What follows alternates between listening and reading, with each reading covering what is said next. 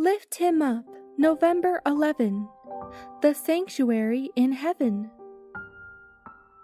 We do have such a high priest who sat down at the right hand of the throne of the Majesty in heaven, and who serves in the sanctuary, the true tabernacle set up by the Lord, not by man. The subject of the sanctuary and the investigative judgment should be clearly understood by the people of God. All need a knowledge for themselves of the position and work of their great high priest.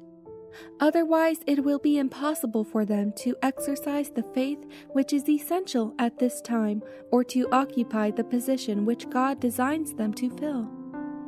Every individual has a soul to save or to lose. Each has a case pending at the bar of God. Each must meet the great judge face to face. The sanctuary in heaven is the very center of Christ's work in behalf of men. It concerns every soul living upon the earth. It opens to view the plan of redemption, bringing us down to the very close of time and revealing the triumphant issue of the contest between righteousness and sin.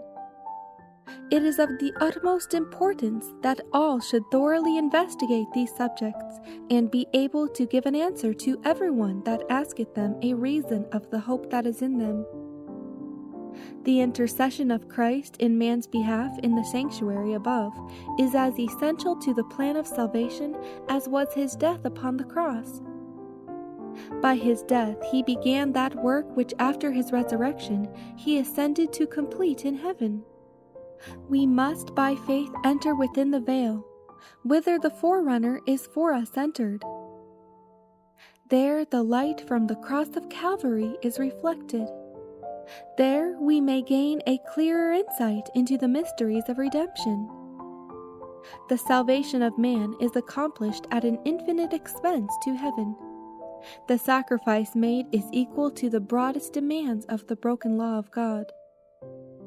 Jesus has opened the way to the Father's throne, and through his mediation, the sincere desire of all who come to him in faith may be presented before God.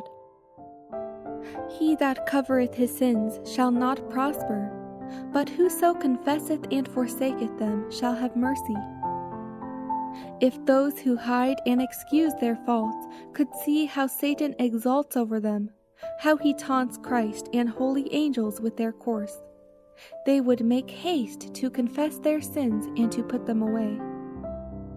Through defects in the character, Satan works to gain control of the whole mind, and he knows that if these defects are cherished, he will succeed.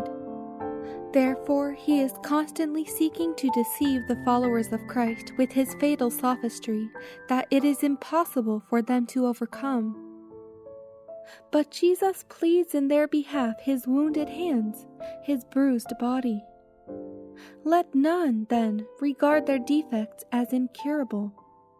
God will give faith and grace to overcome them.